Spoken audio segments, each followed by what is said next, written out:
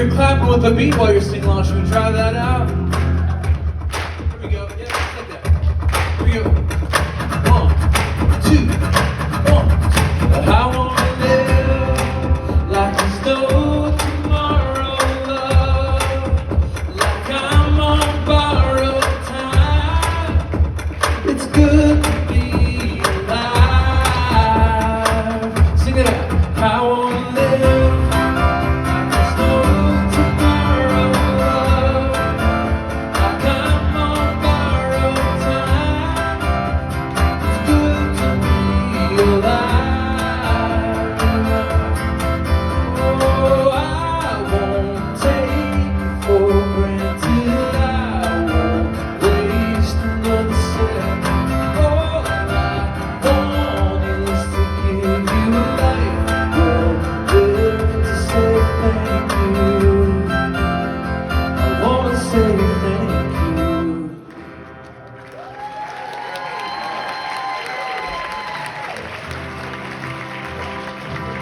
Thank you very much.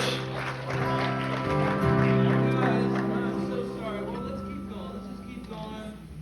And we may change the plan. Alright, the guitarist's back. Alright, here we go. Alright, I'm going to ask you, obviously I need help. I'm going to ask you to help me on this next one. I'm going to ask you to sing along with me, alright? I need your help. So,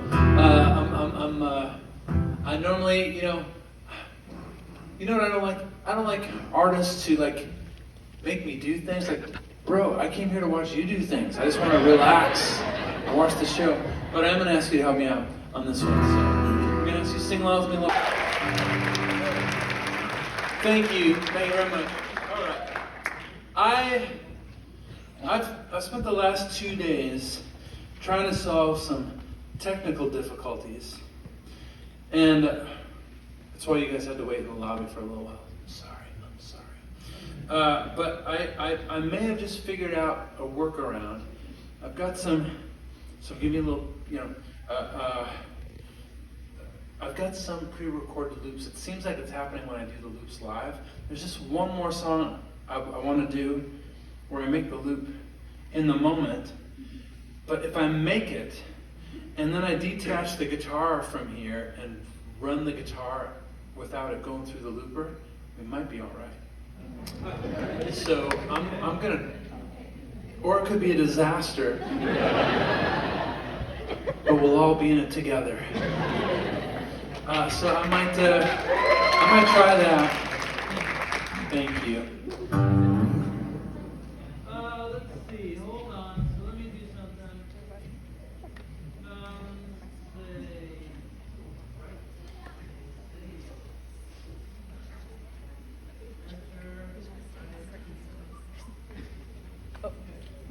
We'll try that out. We'll see.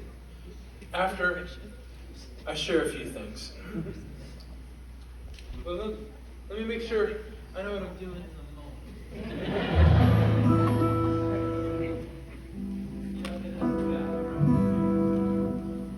So I'm gonna at some point I'm gonna get a loop going, and then I'm gonna unplug the guitar from here and run it into its own thing. You guys don't need to know what all that means, but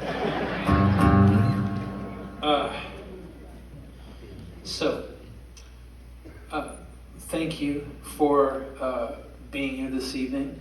If it's getting, if I'm being a little too slick and professional, let me know and I can dial back the Vegas act a little bit, make it a little more human.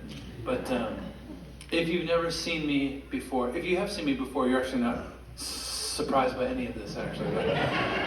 But if you've never seen me before, I like to let people know early on that I do suffer from a speech impediment known as stuttering. There it is, right there. So I like to let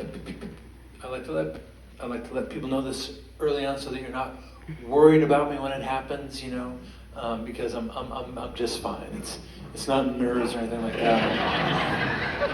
I'm not nervous at all tonight. So never grab the mic stand, Jason. I'm kidding. It's not nerves. It's just what I do. Some people find it adorable. What I hope happens in your heart is like if I get hung up on a consonant, that you're out there and in your heart you're going, oh wow, that poor man. Awkward. He's so brave. I should buy one of his t-shirts. That's what I hope is happening in your heart.